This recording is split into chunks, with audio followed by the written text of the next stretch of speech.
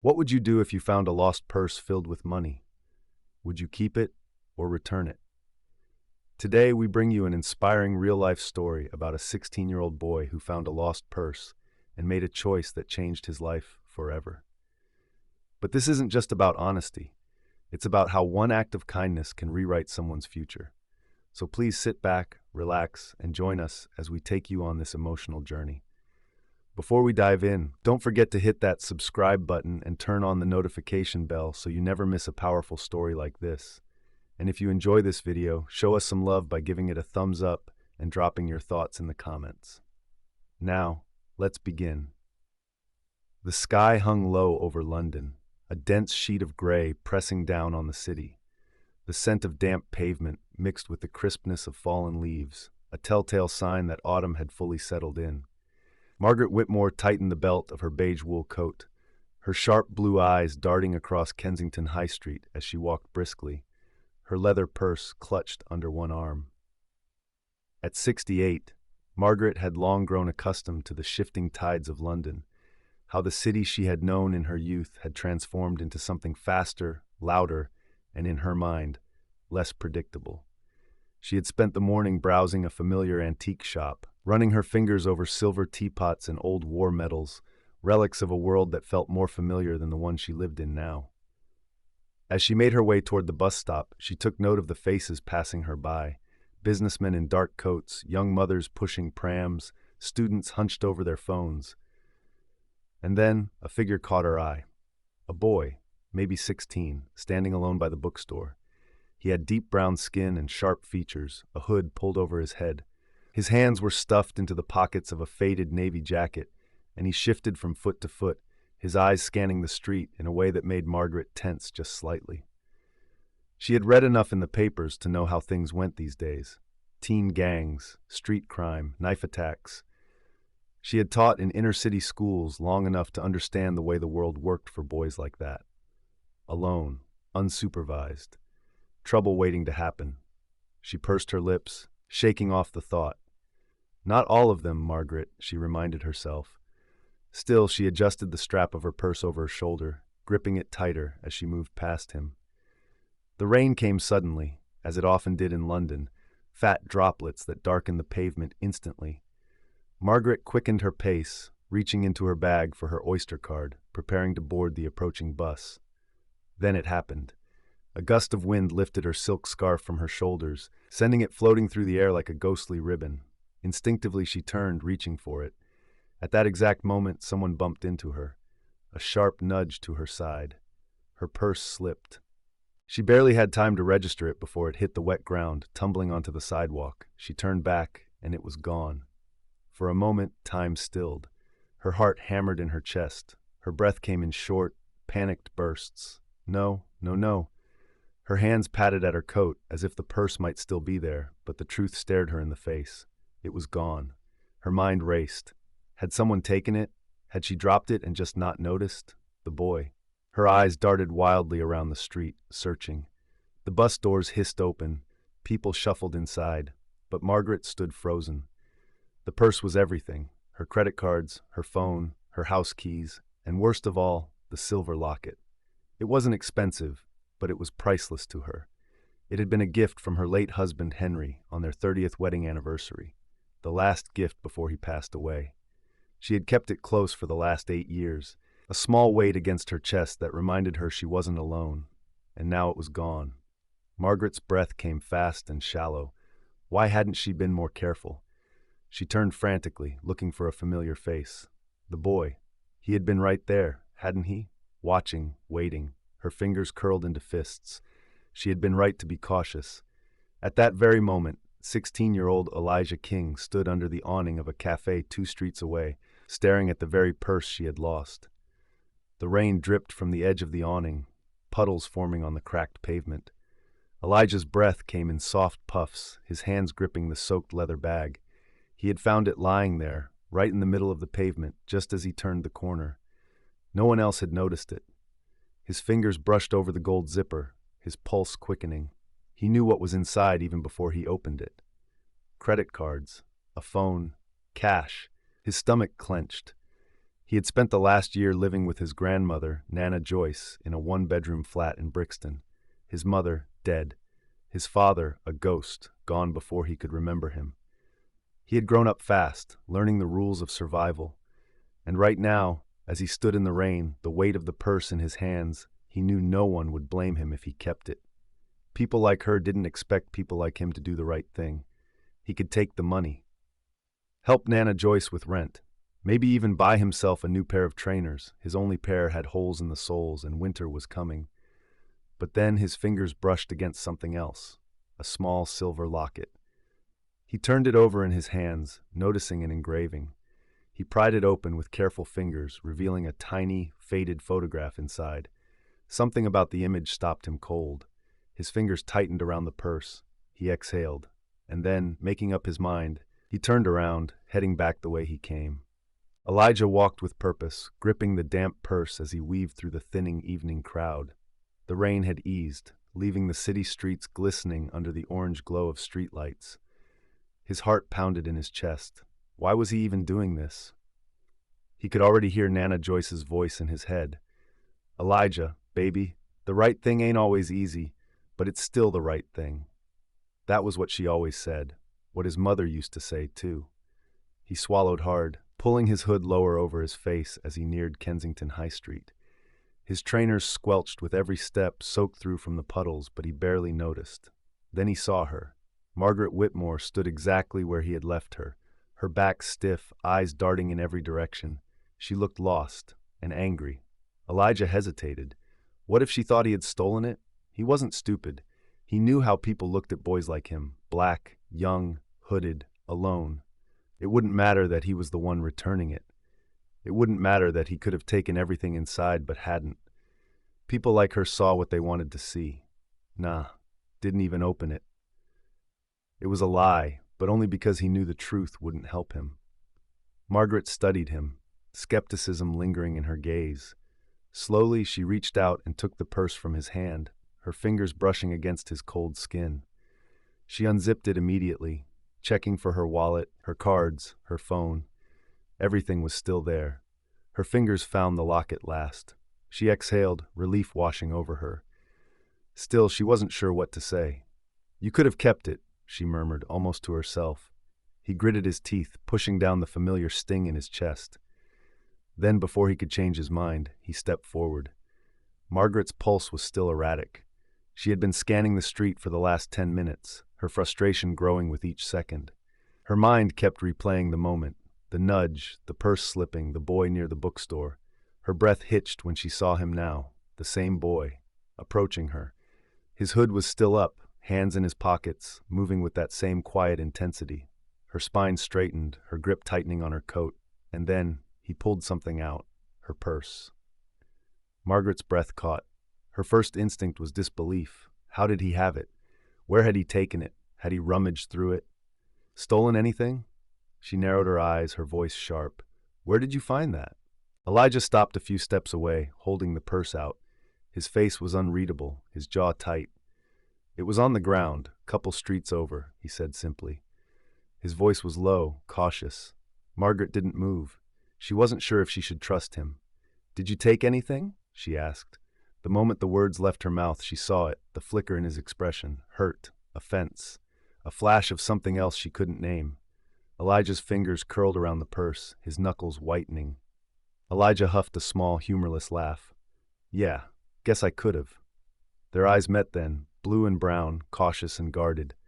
Margaret searched his face, trying to see past her own assumptions. He didn't look like a thief, just a boy, a tired, wet boy. And then, just as quickly, she looked away. Well, thank you, she said stiffly.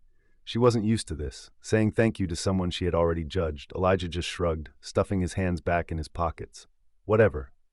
He turned to leave. Margaret watched him go, something twisting in her chest. She could have just let him walk away, taken her purse and continued with her day.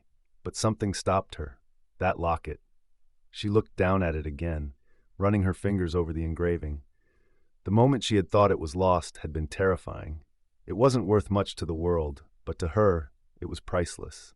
And yet, he had given it back. She had been wrong about him. Wait. Elijah paused, glancing over his shoulder. Margaret hesitated only a moment before opening her purse again. She didn't carry much cash, just a few bills, no more than 50 pounds. But she wasn't thinking about money. Her eyes flicked to the cafe across the street. "Have you eaten?" she asked abruptly. Elijah frowned. "What? Have you eaten? I was just about to go into that cafe. If you'd like something, well, it's the least I can do." Elijah hesitated. He didn't know how to answer. Was this some guilt-driven charity? Some awkward attempt at making herself feel better? But then, his stomach growled. It had been hours since he last ate, and truth be told, the idea of something warm was hard to turn down. He glanced at Margaret again. She was still holding her purse tight, still wary, but there was something else in her expression now. Something real. A moment passed. Then Elijah sighed, shoving his hands into his pockets. "Yeah, all right." Margaret nodded, her lips pressing into something that might have been the beginning of a smile. And together they crossed the street. Two strangers who, for a moment, understood each other in a way neither had expected. The cafe smelled of fresh bread and roasted coffee beans. It was warm inside, a stark contrast to the chilly streets outside. Elijah sat across from Margaret, still unsure why he had agreed to this. She had ordered for him, a full English breakfast, despite it being evening. When the plate arrived, his stomach clenched. It had been days since he'd had a proper meal. Margaret watched him as he ate. Really watched him. He was polite. He didn't eat like a boy used to handouts, but rather like someone who knew how to appreciate food because he didn't always have it. "So," she said after a while, stirring her tea, "where's home for you?" Elijah barely looked up. "Nowhere, really." Margaret frowned. "No parents?" He shook his head. "Not anymore. Just my Nan." His voice was casual, but Margaret caught the flicker of pain in his eyes. "She raised you?" "Still does." Margaret's grip tightened around her cup. She had been wrong about him. Deeply wrong. This boy, who she had instinctively distrusted, had every reason to take what wasn't his. And yet, he hadn't. She exhaled, setting her cup down. "Elijah." He looked up, surprised to hear his name. Margaret reached into her purse. For a moment, he tensed like he wasn't sure what she was about to do. Then she pulled out her checkbook. Elijah frowned. "What's that for?" Margaret didn't answer right away. She simply wrote, her pen gliding across the paper. When she was done, she tore the check and slid it across the table. Elijah stared at it. $3,000. His heart stopped. "What? I want you to have it." His throat tightened. This is too much." Margaret shook her head. "Not to me." She tapped the locket still hanging from her purse. "You gave me back something priceless. That means more than money." Elijah sat frozen, staring at the check. "I can't take this." Margaret smiled softly. "You can." Elijah exhaled shakily, his fingers brushing over the paper. $3,000. For the first time in a long while, he felt something unfamiliar. Hope. Margaret sipped her tea, watching him. "You're a good boy, Elijah." For the first time that night, he believed it. Elijah kept staring at the check. The numbers looked surreal. $3,000. More money than he had ever held in his life. His fingers trembled as he traced the edges of the paper. He could do a lot with this money. Help Nana Joyce with rent. Get her proper medication instead of the cheap over-the-counter stuff she had been taking for her arthritis. Maybe even save up for something bigger. A chance to get out, to build something for himself. But something about it felt heavy. "Why are you doing this?" he asked finally, his voice quiet. Margaret exhaled, looking down at her cup. "Because people like you deserve better." Elijah frowned. "People like me?" Margaret hesitated. "I mean, young men who do the right thing, even when the world gives them every reason not to." She glanced at the check. "Most people wouldn't have returned that purse. And She stopped herself, then sighed. "I misjudged you." Elijah said nothing, but his fingers tightened around the check. No one had ever admitted that to him before. Margaret leaned back in her chair, studying him. He wasn't just a street kid. He was thoughtful, smart, capable of something bigger than this city would ever let him believe. And then suddenly, she knew. "You're not just going to spend it, are you?" Elijah met her gaze, his jaw tightening. No, he meant it. This wasn't a handout. It was an opportunity, and he wasn't going to waste it. Margaret smiled, as if she already knew what he was thinking. Good. As they left the cafe, the cold night air wrapped around them. Elijah shoved his hands into his hoodie pocket, still clutching the check. His mind was racing. So, Margaret said as they walked toward the main road, do you have a way to get home? Elijah huffed a small laugh. Yeah, a bus. Margaret nodded. Then, after a pause, take care of your grandmother, Elijah. He glanced at her. For the first time, he saw something different in her eyes. Not suspicion, not wariness, not fear, just kindness. Elijah gave a small nod. You take care too, Miss Whitmore. And with that, he turned and walked away. Margaret stood there for a long moment, watching him disappear down the street. For the first time in a long time, she felt something unexpected. Hope. Not just for him, for herself too. It had been 6 months since that cold evening when Elijah returned the lost purse. 6 months since Margaret Whitmore handed him a check for $3,000. And 6 months since his life had started to change. Elijah adjusted his collar as he stepped out of the small community college building. His new jacket, nothing fancy but warm and well-fitted, felt strange on his shoulders, a far cry from the ragged hoodie he had worn that night. After depositing the check, Elijah had done something that surprised even himself. He didn't spend a single dollar for weeks. Instead, he had made a plan. Half of the money went to Nana Joyce, helping her with overdue bills, better groceries, and a comfortable recliner for her aching back. Some went into savings, not much, but enough to make him feel like he had a future. The rest, he had enrolled in a vocational program at the local college. It wasn't a fancy university, but it was something, a step forward, and for the first time in his life, Elijah felt like he was building something. The city streets were still the same, loud, chaotic, and filled with people rushing past each other.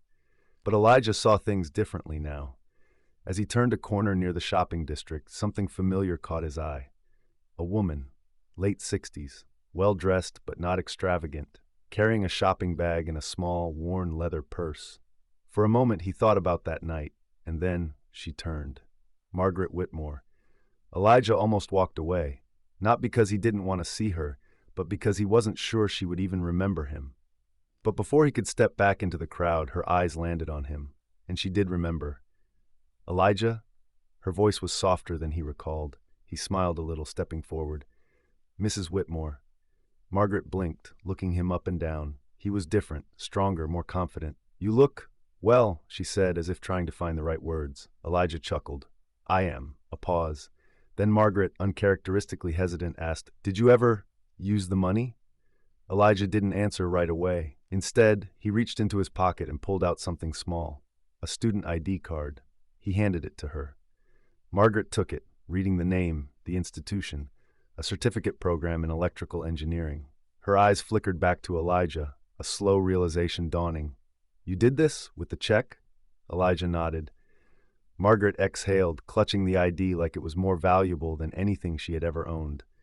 Because it was proof that kindness could change a life. I never thought, Margaret started, but Elijah shook his head. Neither did I. A comfortable silence settled between them.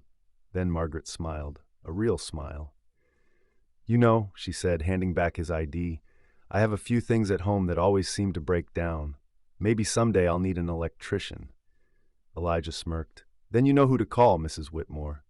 They stood there for a moment longer, two people who had once been strangers, now forever connected by a single act of honesty. And as they parted ways, Margaret turned back one last time. Elijah? He looked over his shoulder. I'm proud of you. Elijah didn't say anything. He just smiled. Because for the first time in his life, he was proud of himself too. Elijah's story serves as a powerful reminder that no matter the challenges we face in life, it's the small, thoughtful actions that can shape our futures. A lost purse, returned with integrity, not only changed his life, it gave him a sense of hope and possibility he never thought was within reach. As you reflect on this story, ask yourself, what would you have done? Would you have made the same choice, or would you have been tempted by the reward?